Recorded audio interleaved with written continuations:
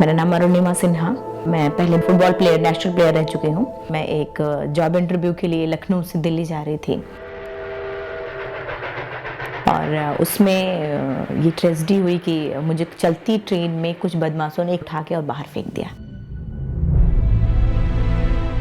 सिर्फ एक gold chain, जब मैंने मना किया कि नहीं मैं नहीं दूंगी तो उन्होंने बाहर फेंक दिया। उसी समय दूसरी ट्रैक से ट्रेन आ रही थी और मैं उस ट्रेन में टकराई, इंजन निकल गया था, डिब्बे में टकराई, फिर नीचे गिरी, दोनों ट्रेनें निकल गई। कुछ देर बाद मैंने ऐसे हाथ रख के उठने की कोशिश की, लेकिन मैं उठ नहीं पा रही थी।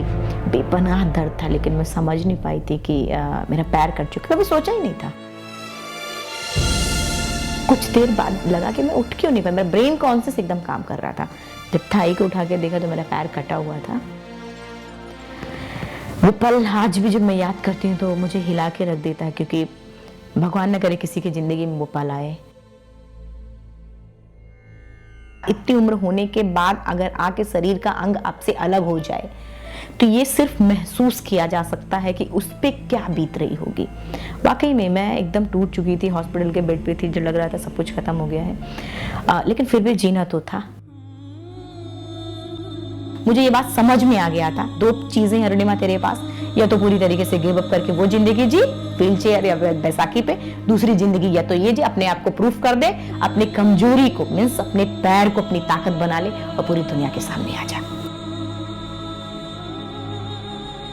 फर्स्ट टाइम जब मैं वछिंद्री मैम से मिली थी, वाकई में कोई भी देखता और आश्चर्यचकित तो हो ही जाएगा, क्योंकि मेरा आर्टिफिशियल लेफ्ट तो मेरा आर्टिफिशियल लग गया था, लेकिन उसके घाव जो पूरे रेड रेड टाइप के दिख रहे थे। तो मैम ने बोला कि उनकी आंखों में आंसू आ गया और बोला कि अरुणिमा, तूने ऐसी हालात में एवरेस्ट जैसे दुरूह पहाड़ के बारे में सोचा, तो तूने अपने अंदर तो एवरेस्ट फतह कर लिया, तो सिर्फ लोगों के लिए है। जब मैं एवरेस्ट टॉप पे थी 21 मई 2013, 10:55 मुझे टाइम भी याद है। दुनिया की सबसे ऊंची चोटी पे हैं हम, उस खुशी को सिर्फ महसूस किया जा सकता है। मेरा दोनों हाथ ऊपर करके चिल्लाने का मन कर रहा था कि मैं इतनी जोर जोर चिल्लाऊं, इतनी जोर जोर चिल्लाऊं, क्या सबको बता दूं कि आज मैं टॉप ऑफ द वर्ल्ड पे हूँ। हम लोगों की सबसे बड़ी प्रॉब्लम ये होती है, हम ये सोचते हैं कि हम अपने लक्ष्य तक नहीं पहुंचे। सबसे पहले अपनी जिंदगी में एक लक्ष्य निर्धारित करें और उस पर इतना फोकस करें कि ऊपर वाला भी देने पे मजबूर हो जाए। Dr. Batras is proud to honor this true champion, Arunima Sinha, a positive health hero.